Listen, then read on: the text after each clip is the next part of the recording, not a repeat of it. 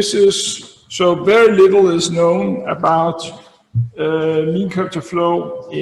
I'll talk a little bit first about what mean curve to flow is. It's a nonlinear parabolic evolution. It's a nonlinear parabolic evolution equation, and it's a model. It can be thought of as a model for a lot of things, and various of the techniques that one needs to develop, I think, will be, I hope and think, will be applicable in a lot of different situations. So, so the work I will talk about is all joint with Bill Minicotti. And so when one look at mean curve to flow, so one look at the evolution, so one have in, say, Euclidean space, one have a submanifold, and the submanifold is evolving over time. It's evolving by a nonlinear parabolic equation. If the submanifold is not a hypersurface, then much less is known. Okay, and this is because of it's because of that the equation is then not a scalar equation, but it's a system. So there's a lot of difficult issues that comes from dealing with systems where one doesn't have maximum principle. There's a lot of things one doesn't have actually, and the basic operators are operators now on bundles instead of scalar operators. And so some of the new idea in this work with Bill is coming from function theory on manifolds. And so I will also talk a little bit about that. That's some old results going back more than 20 years ago. Now, what is mean curve to flow? So mean curve to flow, it's an evolution equation that has been known for more than 20 years, so more than 100 years actually. It was discovered in mathematics in the 19-teens, and independently in material science, many years before material science existed as a field. It was independently discovered, and it's the evolution equation. Let's say that you have a submanifold, and the submanifold is evolving by that the area. So the submanifold here is the boundary of this domain in this picture, and you at each point you calculate. You're looking at locally the area of the submanifold, and now you try to look at the evolution equation. So you try to look at how it evolved if the area is shrinking as fast as possible. So you're looking at sort of formally what is the steepest descent of area. So the negative gradient flow for the area, for what's called the area function. So you have this domain here, the boundary of the domain, and you try, so in this case it's a curve, and you are thinking about the evolution equation where this curve is evolving over time by that each point is moving in the direction so that the length of the curve is decreasing as fast as possible. So if you're looking at that evolution equation, you see that a point here where there is like a convex point, that will move inwards. A concave point like that will move outward. Right? And so precisely it is a point here is moving and it's moving by minus the mean curvature. So the mean curvature is pointing in this direction, and so you're moving with minus in the direction, in the opposite direction, and with the speed of the mean curvature. So this again is by then, and because just if you think about it, so I know this is not necessarily an analytical audience, but if you think about it, as a PDE, so the model PDE is of course the heat equation, and the heat equation is, so the simplest way, so maybe I'll just say this just because it's such a general audience, that the simplest way of thinking about the heat equation is if you're thinking about an integer lattice. So thinking about the integer lattice in the plane. So, and then imagine that you have particles at each point. At each point you have a bunch of particles. At different points you have a different number of particles. And then, then it's moving now, it's evolving, these particles evolving, it's a very large number, and each particle can move to a nearby, it will only move to one lattice point, and only to one of the neighboring lattice points, right? And so there's an equal probability that it's moving to any of the two n, if it's in n dimension, n-dimensional integer lattice, then there's an equal probability that it's moving to any of these. And so if you're thinking about how does this particle, the totality of the particle, evolve over time, then it is evolving indeed by this sort of discrete heat equation. And it has this feature because it's averaging out, it's moving to any of the nearby lattices, so it's averaging out. And this is exactly this property that a heat equation has, that it is, you can think about the heat equation as a continuous analog of this where you keep averaging out. So at each step you're averaging out, and then you're letting the step size go to 0, and so it becomes this. It has this smoothing property.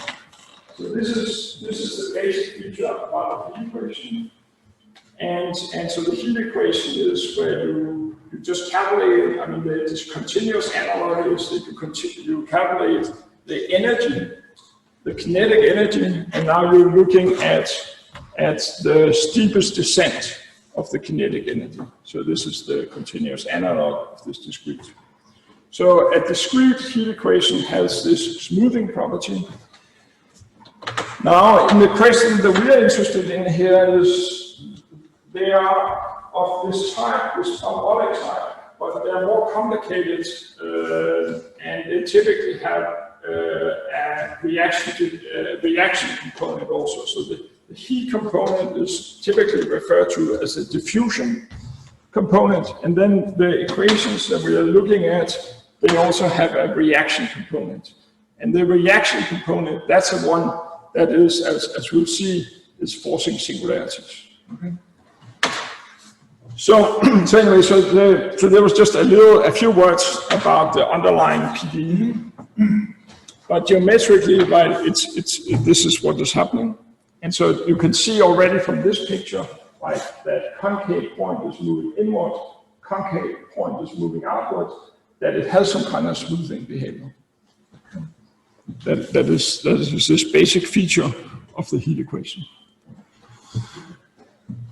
And so for this talk here, a crucial point is that if you're looking at the position vector, then it actually looks like that the position vector, so it's actually satisfying this, which is like a heat equation. And so it looks surprisingly good that if you're looking at the position vector, so this is a point on this evolving surface, submanifold, at a given time, and if you're looking at the time derivative of this point, then it's exactly equal to the Laplacian. So this looks nice, and it looks surprisingly simple. The problem with this one is that it's not very simple, and this is coming from that the Laplacian here is on the evolving manifold. So it depends on the given time. Okay, and so this is actually what makes this a nonlinear equation. Okay, so now if you take, so imagine that you have this submanifold, and so like in physics, material science, the submanifold is typically like an interface between two different things.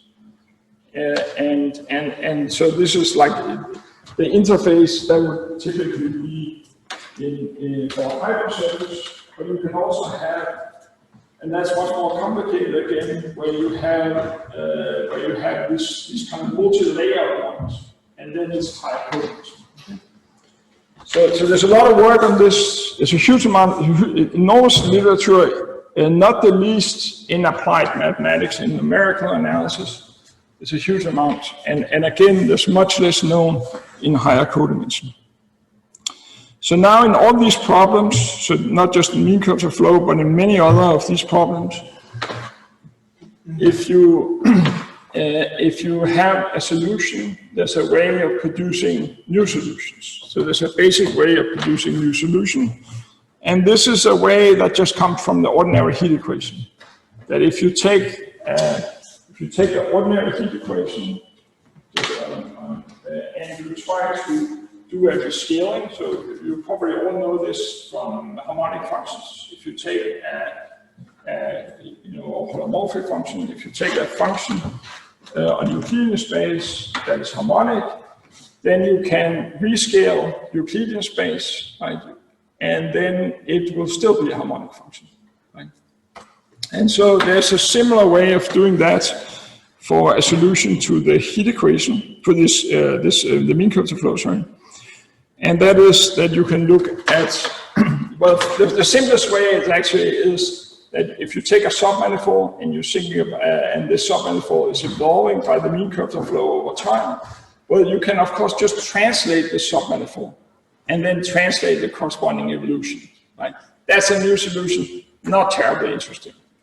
But there's another way, which is slightly less simple, yet still very simple, that actually turned out to be very interesting.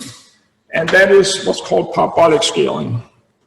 And so this is where you have a point in space, and you want to see what's going on at that point in space as time is going towards a particular time. So you may as well imagine that so it's a point in space-time. So by this kind of translation, and translation can be done both in space and in time. So by this translation, you may as well just assume that the point you are interested in space-time is 0 in space, 0 in time. So let's just focus on this point. So then there is this way of, from a solution, get a new solution. And the idea is that you are interested in finding out what happened as you're going towards 0 in time, towards this point, the origin in space. And what you do is that you magnify. You magnify and you keep magnifying. So you fix some constant C, some constant C, and now you want to magnify with this constant. So if you just take this evolving submanifold and for each time slice, you just magnify it by the constant C. But then to make it a solution to the mean curves of flow, you have to perform a similar magnification in time. And so this here is the magnification in time, and you will automatically notice that there's a 2 here, and this here is like 1 c to the power 1. And this comes from that the equation is a parabolic equation where there's 1 time derivative, 2 space derivative. So this is why it's like that. And so imagine, so this is just, here you're just magnifying it with a constant C, right? So imagine that C is really large, right? You want to magnify. So, and that actually produces, it's very easy to see that this gives you a new solution. Now, what is particularly interesting is then if you keep magnifying. So you try to magnify, you try to enlarge more and more as you're going towards this point. And so you are letting C go to infinity. And if you let C go to infinity in this procedure, then you obtain a flow in some weak sense. So this is in some weak, it's like kind of like a distribution that is like a weak function. And so this is a weakly defined mean curvature flow.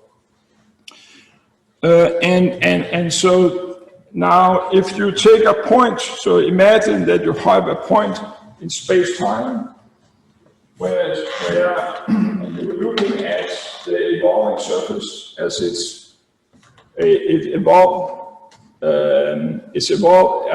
around this is evolving in a small neighborhood of this point in space as time goes to zero, right? So imagine that you're studying the evolving submanifold as time goes to zero at zero. Then you do this magnification. If the flow actually exists smoothly past the origin in space and time, then when you do this magnification, then it's like just that it's just like as if you were taking a submanifold in Euclidean space and you're magnifying around a single point. If you're magnifying a point that is on the submanifold, just if it's a sort of static submanifold, you're magnifying, well, then you just get a plane, right? You just get the tangent space. So if this is like a smooth point for the flow, then it's trivial. You just get a plane of the dimension of the submanifold. But if it's not a smooth point, then you get an interesting object. And this is a way of studying a flow that is not smooth, that you try to figure out what kind of limit do we get there, right? And it's known that there's like a whole procedure that works in many different situations, and that is by analyzing these kind of blowups. And that's typically referred to tangent cone analysis. And this gives you a huge amount of information about the original flow. Okay. Now, so in this setting here, if you take a blow-up around any fixed point in space time, then you get what's called a shrinker. So you get it. We know already that if you blow up around a point, a fixed point in space-time, if you do this kind of blow-up procedure with this sequence of constant c, then you get some. You can extract some. You get a sequence of flows, and you can extract some convergent subsequence. The thing is that the limit you get, the limit actually is a particular nice flow, and it's called what's called a shrinker. And a shrinker is a flow that evolved in a very simple way. It just evolved by scaling. So a later time slice is exactly like the earlier, except it's scaled down. Okay.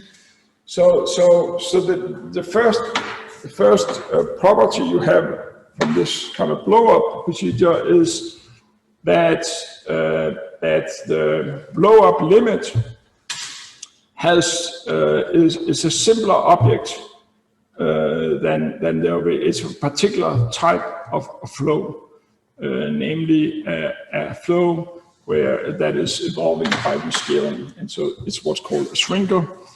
And a shrinker is just because a later time size is exactly like an earlier one. It's just once you know one of the time slices, then you know the whole flow. And for it to be a shrinker, this is just a submanifold that's satisfying this.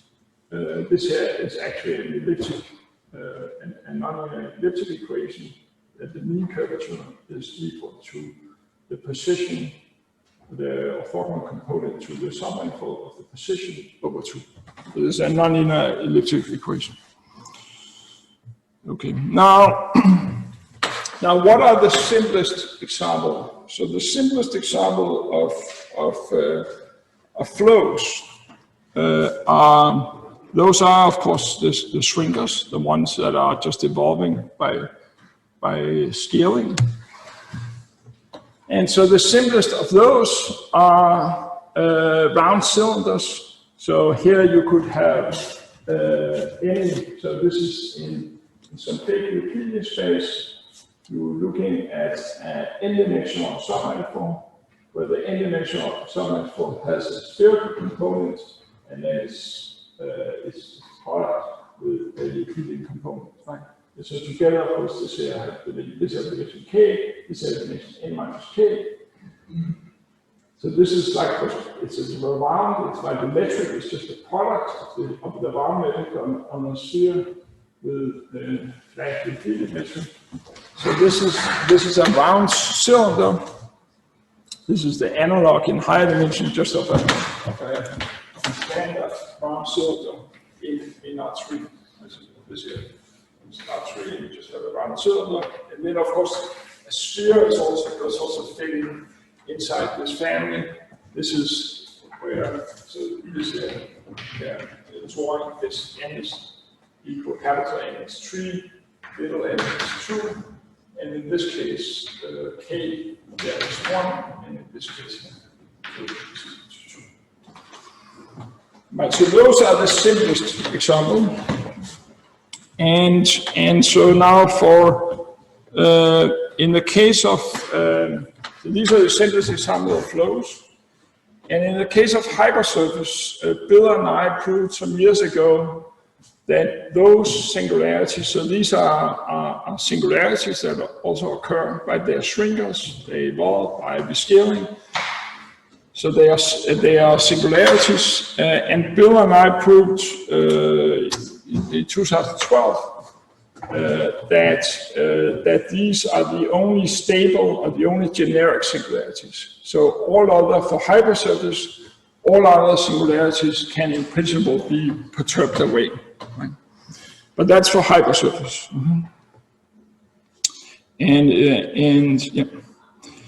Now in higher codimension, there are many other singularities. So if you take some Euclidean space and you take the sphere, the distance sphere in Euclidean space, and you take this is the radius of the sphere. If you're looking at a submanifold of this distance sphere in this big Euclidean space, this is an n-dimensional submanifold, little n-dimensional. It's inside this sphere here of radius square root of 2n, and it's minimal. Minimal just means that it locally within the sphere, it's locally minimized area of volume. Okay. But if it's a minimal submanifold, then actually it is a shrinker. There's a huge literature of these objects. And so there's an enormous amount of examples in higher codimension of these shrinkers. So again, in higher codimension, very little is known. One would like to know what are the possible singularities. And what implication, once we know some restriction on singularities, what does it say about the flow? For this talk, the key point here is that the coordinate function, if you take, as we saw earlier, if you take a mean curve to flow and you restrict the coordinate function to this evolving submanifold, then the coordinate function satisfies with respect to this evolving submanifold, they satisfy this nonlinear heat equation. And so that's a key point for this talk. And so one consequence here of our result is, so this is in higher codimension. So remember again that for hypersurface, we have actually classified the only generic or stable singularities. So one consequence we get of these results is that in higher codimension, we get that generic shrinkers has entropy bound and low codimension. So this means that it somehow means that that the singularities in higher codimension that you cannot perturb away, they actually sit inside a much smaller Euclidean space than you would have thought. and they have some nice bound. I'll come back to what the entropy bound is, and what the entropy is. So now, let me just remind you that a caloric function, this is just, so here you can just think about Euclidean space, that a caloric function, that's just a fancy word for saying that you have a solution to the heat equation. If that solution is static in time, then of course that is a harmonic function. If it doesn't depend on t, that's just a harmonic function. One of the classical facts about, one of the most basic facts about harmonic function is the Liouville theorem that I guess everybody knows from any complex analysis course. And that is, if you have a bounded harmonic function on Euclidean space, then it must be constant. In the early 1970s, St. vastly generalized this. So he proved a Liouville theorem on any manifold with non-negative Ricci curvature. Right? So on Euclidean space is of course flat. So the sectional curvature, in particular the Ricci curvature, is 0. And Yao actually proved that on any manifold with non-negative Ricci curvature, any bounded harmonic function must be constant. Right? This is very different from what you see on hyperbolic space, where like the simplest way of thinking about hyperbolic space is if you just think about the hyperbolic plane. If you're using the disk model, then once you restrict any function, any harmonic function to this disk model, then it's still harmonic. And so and that actually generalized to any hyperbolic manifold. So a hyperbolic manifold is a vast number of bounded harmonic functions. But if the manifold have non-negative Ricci curvature, again, Yao actually proved in the early 70s that he proved a Liouville theorem. So exact generalization of the classical Liouville theorem. Now, there's a sort of classical, on Euclidean space, there's a classical generalization of the Liouville theorem. And so this is just that if you are on Euclidean space, and you can even define this on a manifold. So imagine first that M is a Euclidean space. If you're looking at the harmonic function with polynomial growth, the harmonic function with polynomial growth, that's the harmonic function. And so that if you fix some point of P, then there exists a constant. This constant is allowed to depend on the harmonic function. And then the assertion is it has polynomial growth of growth rate and most d. This is the requirement that the soup and the border operators are of the function is bounded polynomial like this with the power of d. So observe here that the constant c is allowed to depend on the function. So if you're looking at, and so this classically you would do this on Euclidean space, you could define the same space on any manifold. This is obviously a linear space. It's a linear space, and this is just because this constant here is allowed to depend on the function. So it's a linear space, and you can ask, what about the dimension? Now, if the space was Euclidean space, then this is exactly so this is an ancient fact basically that this space, and this is an ancient fact that generalized the Liouville theorem, that HD, this space HD on Euclidean space are just the harmonic polynomials of degree d and most d. And so in particular, of course, this space here, this HD on Euclidean space, is finite dimensional for each d. Okay. Now, Yao conjectured in 1974. He conjectured, so after he proved the Liouville theorem, he conjectured that a stronger property should be true. So he conjectured that if you take a manifold, so remember that Gauss-Liouville theorem is that if you take a manifold with non-negative Ritchie curvature, take a harmonic function that is bounded, so a bounded harmonic function, this would be one that is lying in the space where E here is 0. Okay. So he conjectured that for a manifold with non-negative Ritchie curvature, the dimension of the space HD is finite dimensional for each D. So Bill and I proved a long time ago, we settled this conjecture, and in fact, we did it in a series of papers back then, and in fact, we also proved essentially sharp bound, so the dimension, and so this is this bound that we proved, and it's essentially sharp. The exponent here, n-1, is sharp. So that's exactly the exponent you get on Euclidean space. And the only thing that is not sharp is this constant here, but it's also known that this constant is not the Euclidean constant. So it's really sharp. Okay.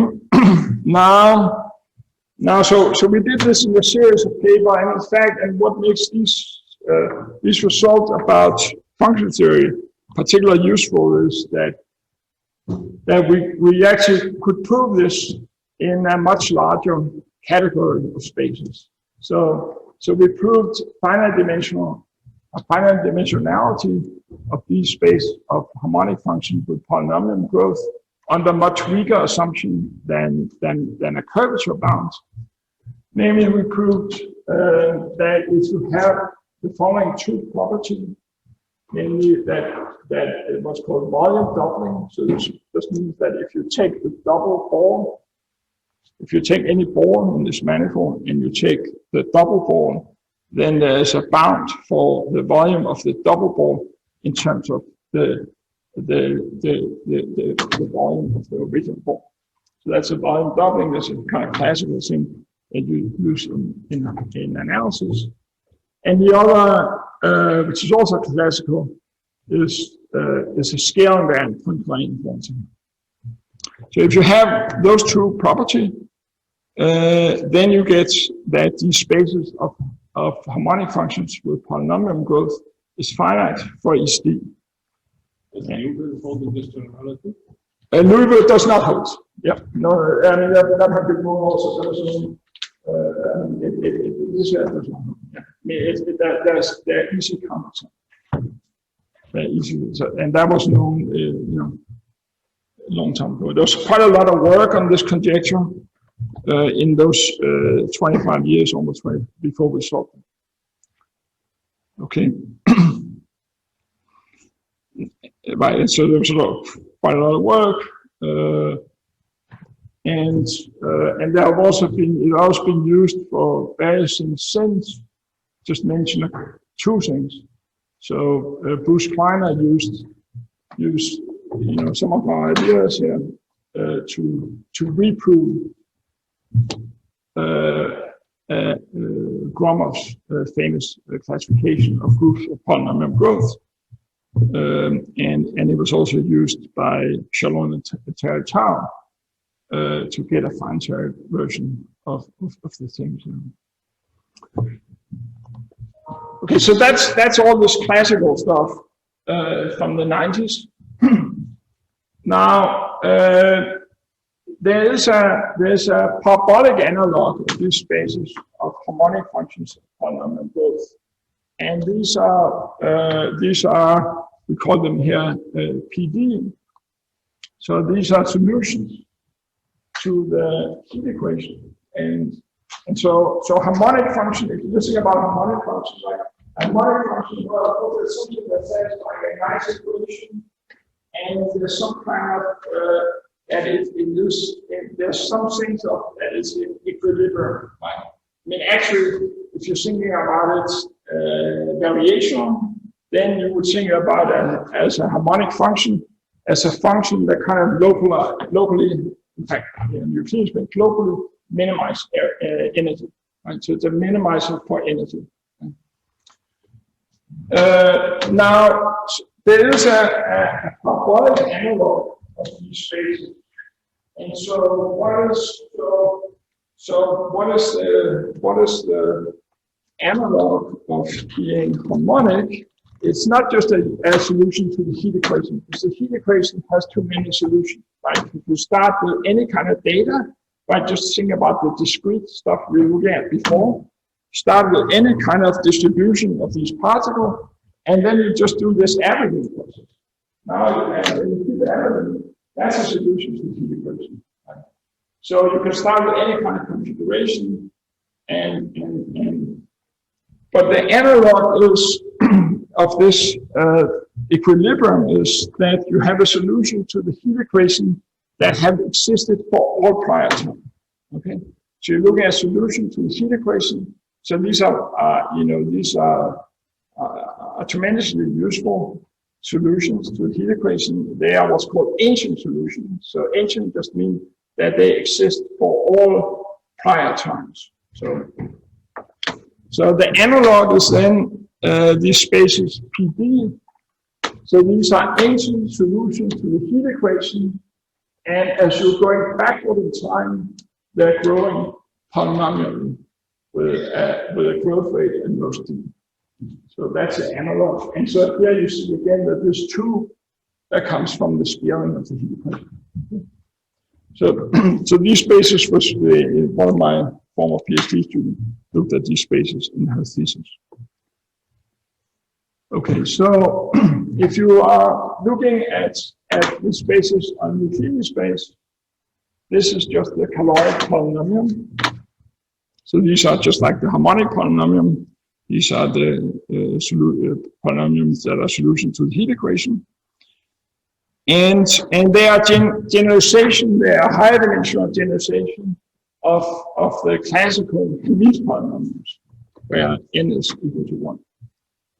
And so it's easy to see that the dimension of these spaces on Euclidean space is d to the n. Let me just make sure with the time, because this one seems slightly unreliable. So Bill and I proved, we proved last year that if you take any manifold, I mean, again, these things hold things.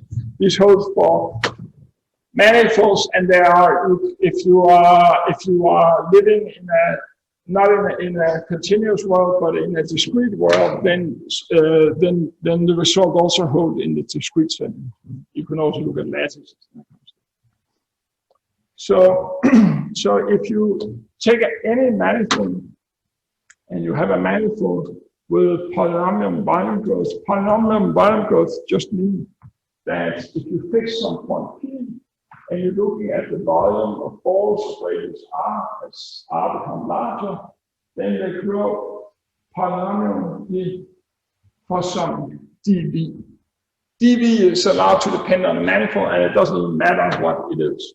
It doesn't matter what dV is, it doesn't matter what C is. It just means that the volume growth is polynomial, but the constant in it plays no role. Then actually, so if that's the case, then we proved, and in fact we proved that, I gave a lecture later about it actually, and realized that we proved, in fact we proved that even better yesterday. So we made a revised version of the paper, but I just wanted to bigger version to prove that the dimension here of these spaces are actually bounded by the dimension of the harmonic function, the polynomial growth of this degree here times k plus 1. So you can actually, it's a better estimate that we prove later, but it's actually now in the same paper, and this is where this is replaced by a sum. And that's actually, then it's actually sharp. It's equal to a Euclidean space. So this estimate here, which is sharp, you see, in particular the improved version is totally sharp, but already this one here gives you that if the manifold is non-negative, so there's no curvature assumption in this theorem. There's no curvature, there's no assumption on volume doubling or Poincare. But if you then combine it with our earlier stuff, but bounds in dimension of these spaces, then you get a sharp bound. You get that these dimension here is bounded like this, and this is again sharp on Euclidean space. Okay. And earlier, prior to this, Van Leeuwen and QS Assange, they had adapted our earlier methods. But if you adapt them, and they didn't actually prove, they adapted our earlier estimates. They didn't prove this result here, but they adapted our earlier estimates.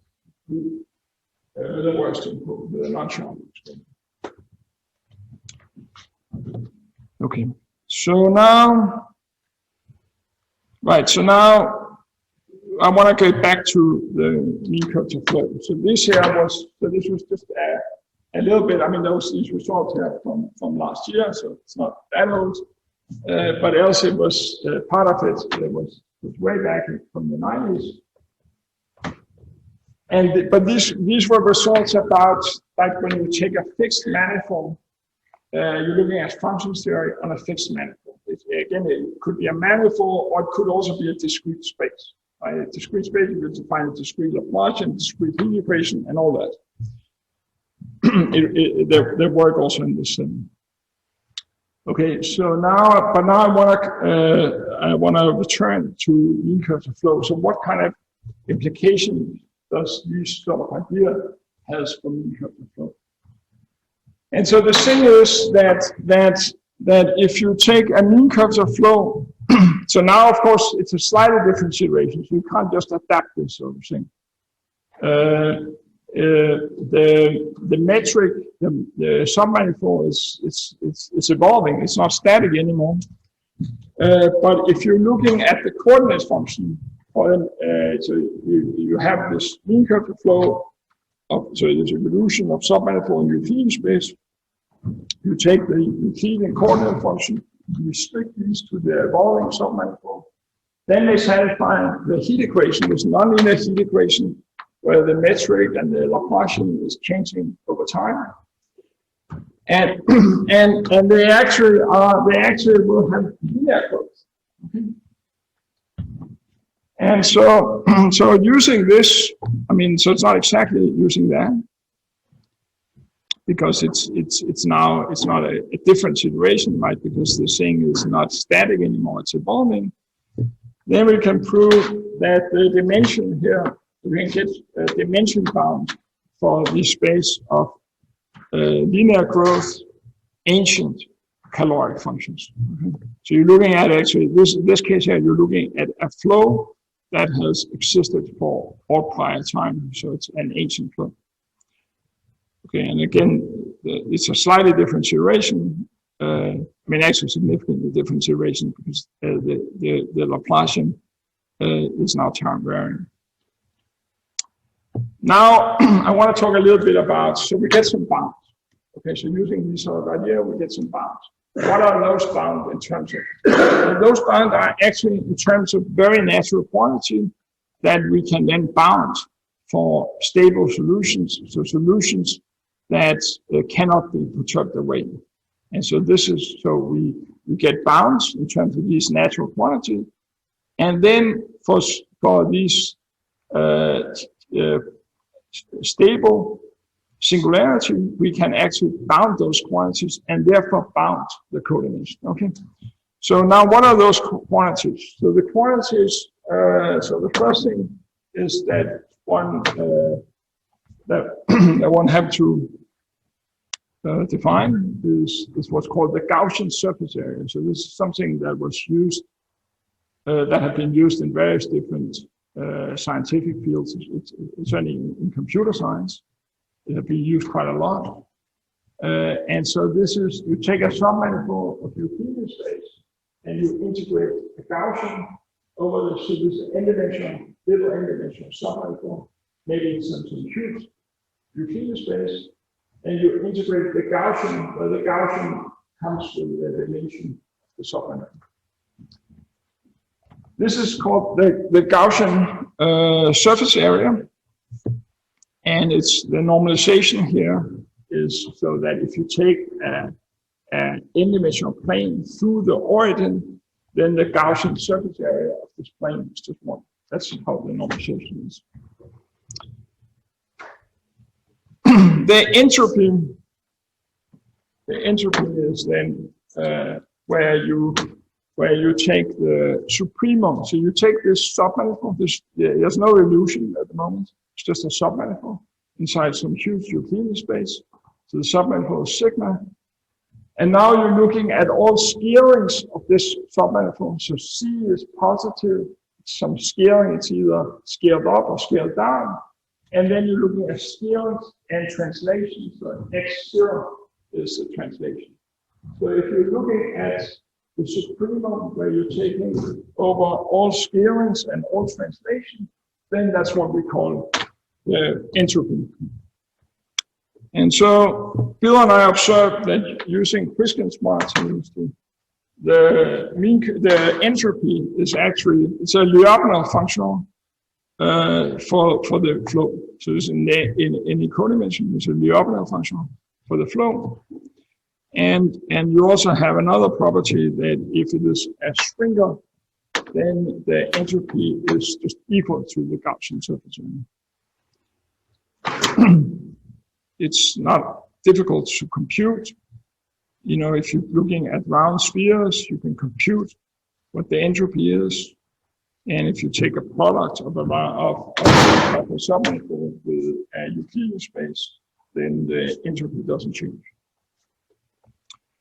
Okay, and so let me just see. Okay, so maybe I'll just skip this here. Now, suppose you're looking at an ancient mean curvature flow, right? So now we want to prove these bounds for the coding in terms of the Euclidean. So we have this mean curvature flow inside some huge Euclidean space. Remember that very little is known in higher codimension. If it has codimension 1, then a huge amount of stuff is known by now. But we want to say that actually, so a priori it's sitting inside some enormous dimensional Euclidean space, but we want to be able to cut away. We want to say that many of these dimensions are unnecessary. In fact, it's like a circle in the plane. Of course, the circle in the plane also live in R3, but it does live in the plane. And so instead of just thinking about a round circle in the plane as if it was living in R3, you just think about it as a circle in the plane, right? And so we want to say that actually many of these dimensions are totally unnecessary. You know, there's versions of this in algebraic geometry, right, where related to the Bernoulli theorem. And so okay, so now, so you take a mean curvature flow. So remember this, that the entropy is a Lyapunov function, so it means that it's monotone, non-increasing under the flow. So in particular, a later time slice has entropy bounded by the initial time slice. If you are looking at any kind of blow-up, right? So we're always interested in studying singularity. Any kind of blow-up, whether you blow up around the fixed point, you can also do something more fancy where the points are moving in space-time and you blow up as they're moving in space-time. Either way you blow up, you get what's called an ancient flow. So a flow that has existed for all, right? Because if once you magnify, the initial flow have existed for a certain amount of time before you get to the point you're interested in space-time. But as you magnify, that initial time moves further and further back. In the limit, it goes to minus infinity. Right? So any kind of blow-up will be an ancient flow. It will have existed for all prior time. There will also be some, once you do this blow-up, there will also be some fixed entropy bound. Right? So this comes from this procedure. And so what Bill and I proved last year, we proved that if you take any ancient flow, then actually you can bound the dimension of these spaces PD. There's a bound, and this is the bound. It's some dimensional constant. Then it's the entropy, and then there's D to the N. And the D here, the dependence on D is sharp. And probably also the linear dependence on lambda zero. But the dependence on D is sharp.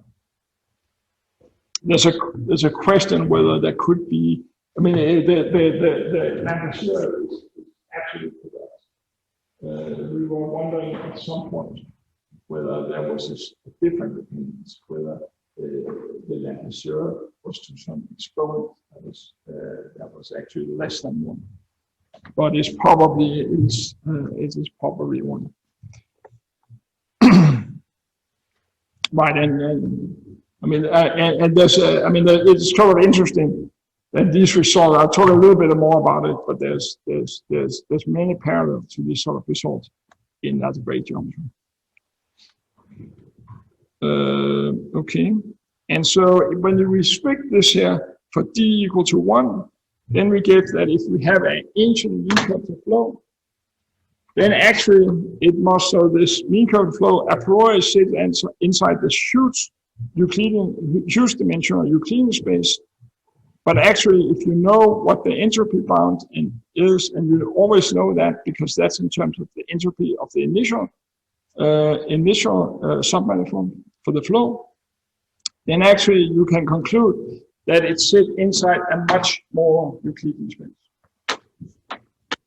Okay, right. And so this is using these ideas, right? Where you're getting a bound for the dimension of the linear growth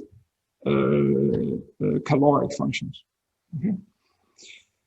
Now let me talk a little bit about, and then I want to come back to how to bound. And we can also bound actually the entropy for stable solutions. So, but before that, let me just talk about. So this is basically like a circle of ideas that you can use to prove a number of different things.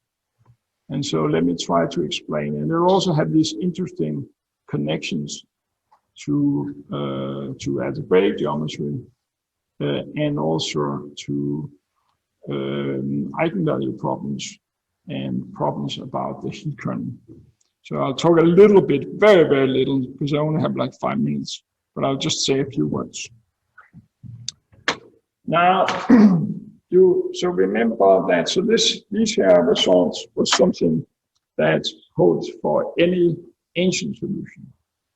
Ancient solution was something that you got when you were blowing up, and you could blow up in any kind of crazy way, even with moving points. If the point wasn't moving in space-time, but it was just a fixed point in space-time, and you were blowing up around that, then you got these nice things that was these shrinkers, the solution that was evolving just by scaling. So let's think about shrinkers for a moment. So because then there's another way of thinking about, if you restrict to shrinkers, then there's another way of thinking about the results we get. And so in that case, the results are also new, actually, and they're new, and they include some quite well-known results of Yao and his collaborators from the 80s. Now, if you're looking at a shrinker, then the natural elliptic operator is where the natural inner product is not just the integral of, if you have two functions on this submanifold, the natural inner product on the space, the natural Hilbert space doesn't come from just integrating the product of the function. It It comes from integrating the power vector function against the Gaussian. Okay, so that's a natural inner product. The natural operator, natural elliptic operator, is not the Laplacian, but it's a drift Laplacian, or the Ornstein-Uhlenbeck operator. So it's this operator here. It's this operator that is self-adjoint with respect to this weighted inner product. Okay, and coordinate function, in this case, if you take this Schwinger submanifold that is a Schwinger, so satisfying this elliptic, nonlinear elliptic equation that we looked at earlier, then actually the coordinate functions are eigenfunctions for this operator, and with eigenvalue are half. This I will just skip, and then I will say just a word, something that I think is actually of independent interest that we proved and we used to get these results, to transfer these results for general ancient solutions to Schwingers. We proved that if you have, but maybe this is a little bit too special for this audience, but if you're looking at eigenfunctions for this Ornstein-Uhlenbeck operator on the Schwinger, and that are in L2, then we get a bound for the growth of these.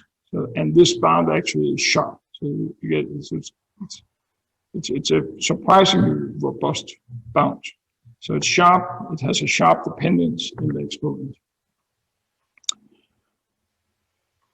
Right. And so now, when we specialize to Schwingers, then we get using these things.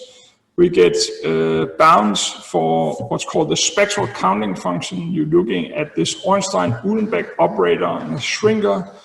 You're looking at the eigenvalues below for this operator, elliptic operator, and you're looking at the eigenvalues below a given threshold. This is the counting function. This is something that had been studied a lot for the Laplace operator. But you can also look, but in this case, the natural operator is the Ornstein-Uhlenbeck operator, and we get these sharp bounds for the spectral counting functions.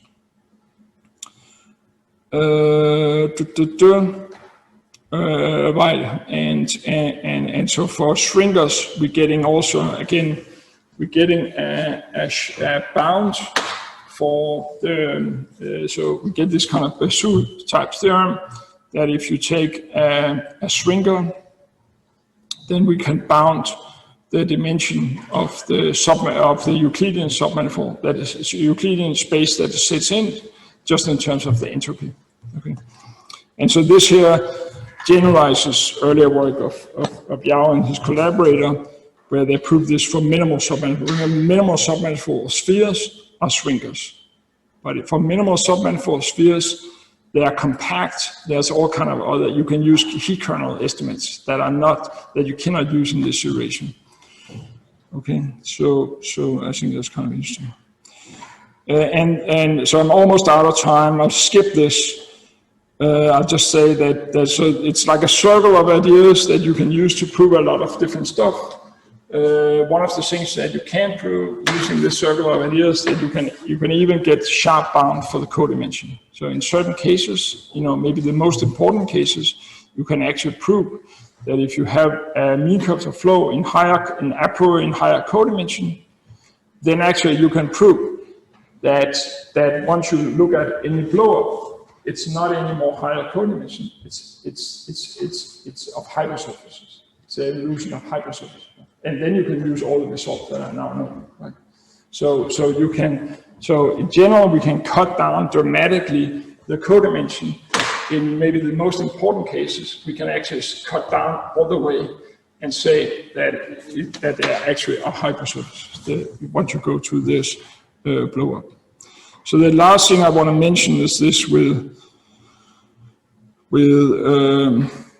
just because I'm out of time, that if you're looking at, in the case where you're looking at stable, so in this case, the surfaces, so stable Schwingers, so generic Schwingers.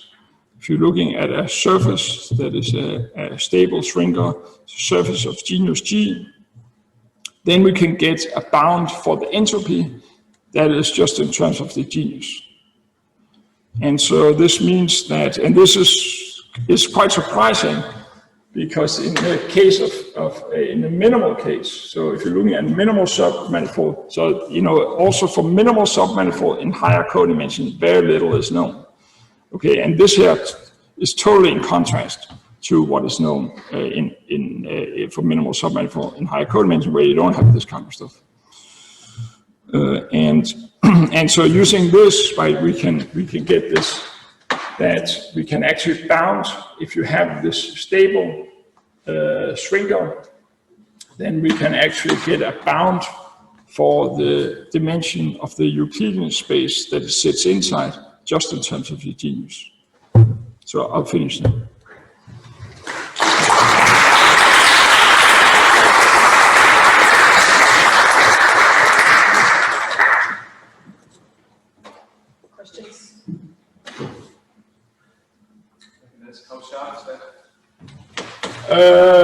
That is right. So it's that's all known. I mean, but it's not.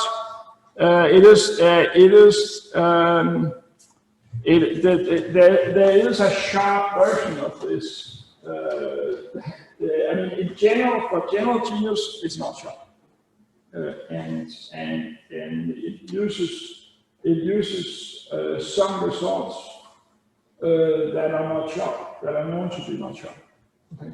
Now, in the case of where the genus is 0, then there is a estimate. There's a similar estimate for what we call the Gaussian mean curvature, the Gaussian rumor, and that actually is sharp. Okay. And so this one here is not sharp. But because it uses something that is not sharp, there's a huge literature on that thing that is not sharp. This is it uses some stuff about eigenvalue bounds on surfaces, and that is known to be not sharp. Although there are various cases have been worked out for that. There's various conjectures for small genus in that case, of what should be the sharp bounds, and so on and so forth.